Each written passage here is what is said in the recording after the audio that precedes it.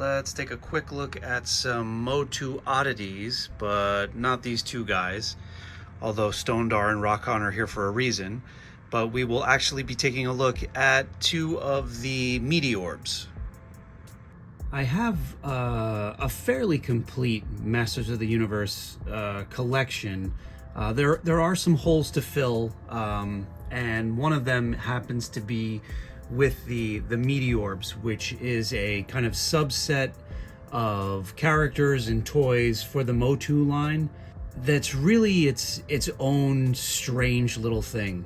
I mean, not that, you know, Masters of the Universe wasn't a strange line with the meshing of lasers and space travel, but also, you know, prehistoric beasts and swords and magic and all that jazz. But even for the line, these are a little stranger than usual.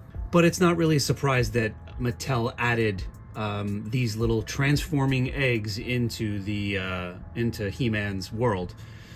The release year on these guys was 1986, and around that time, transforming robot toys were all the craze.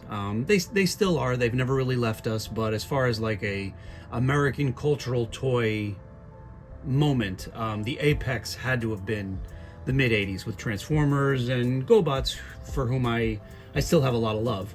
So Mattel decided to give us 9 egg-shaped transforming beasts. And I think they were split. I forget how many were bad guys and good guys, but we did have good and bad factions of these little eggs.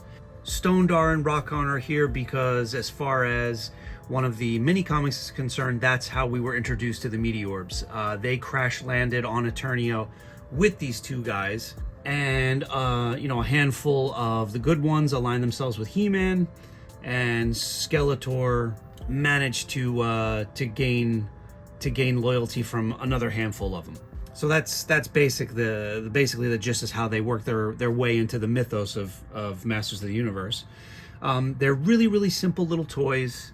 They're fun enough, but the most striking thing I think of when I see these little guys is it just speaks to how kind of greedy, derivative, and kind of shameless toy lines were back in the day, trying to inject every gimmick they could into their toy line to keep them sort of at the forefront of kids' minds. Mattel was no better, so we were basically stealing gimmicks from other toy lines and trying to force them into their licenses, just to keep with or ahead of the competition.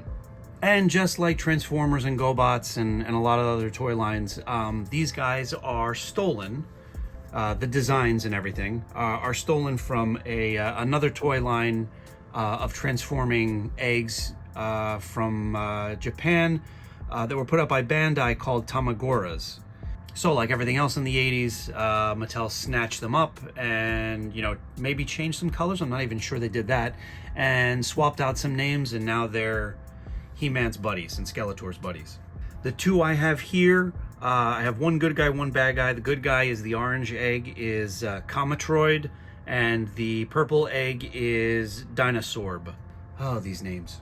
And we'll take a look at Dinosorb first, which I really do like. It's got sort of like a gradient of different purples on it, and he's got some molded texture and details in the outer egg, which makes him a lot more complicated than this guy. But either way, they're very simple in appearance on the outside, and the mechanism is really simple.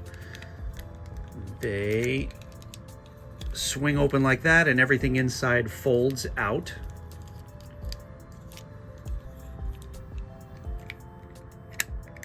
And there you've got a little Apatosaurus, or what we would call a Brontosaurus back in the day, right? Or some sort of sauropod.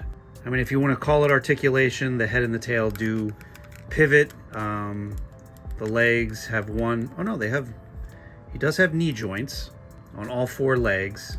But for the most part, the limbs and everything are moving just to sort of like accommodate the transformation. And then we'll look at Cometroid, who's a really basic orange egg. There is sort of a gradient to a darker color over here. When I first picked this guy up, I thought that was just sort of like sun discoloration from back in the day, but I actually think he was released this way. Most of the examples of this guy that you find on eBay have that. How does this guy... Oh, okay, sorry. So this guy, I had forgotten. This guy transforms a little differently. One half of the egg sort of slides out, arms swing out, head flips up.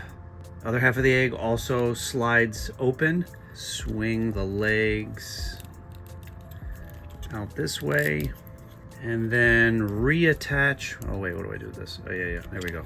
And then close up his egg body, and there is a goofy looking 80s egg shaped robot. Even for the 80s, a land filled with goofy robots, this is one of the sillier looking ones.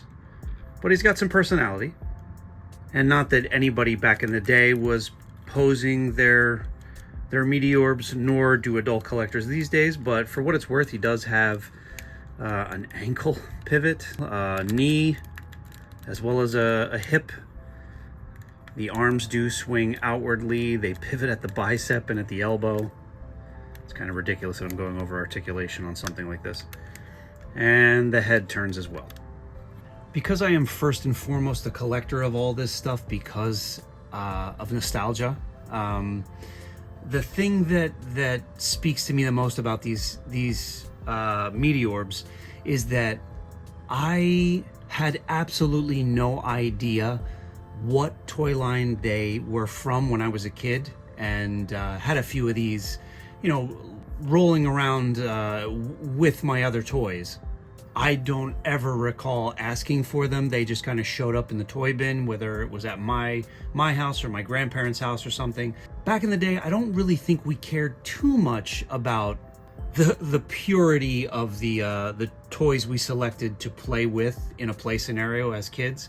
In other words, these guys probably showed up on my bedroom floor fighting Decepticons or even my Rock Lords. And that's one of the cool, neat things about them, is that I do have memories of playing with these guys, and maybe once or twice as a child wondering what they should be kind of sharing the play arena with, but never caring too much whether or not I was playing across different toy lines. But I would have never guessed at face value that these guys were part of the Masters of the Universe line. That's still kind of like comical to me today, that if you are a collector of He-Man, if you're scrolling through the items you need to pick up if you're going to complete the collection, you might be shocked that these guys are something you have to pick up.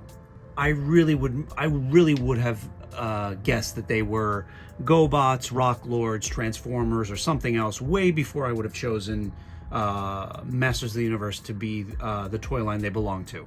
And I know that's a silly little thing, but it's something that makes me smile when I look at these guys on the shelf. And that is just a quick look at Cometroid and Dinosorb, two of the strange Meteorbs from the Masters of the Universe toy line.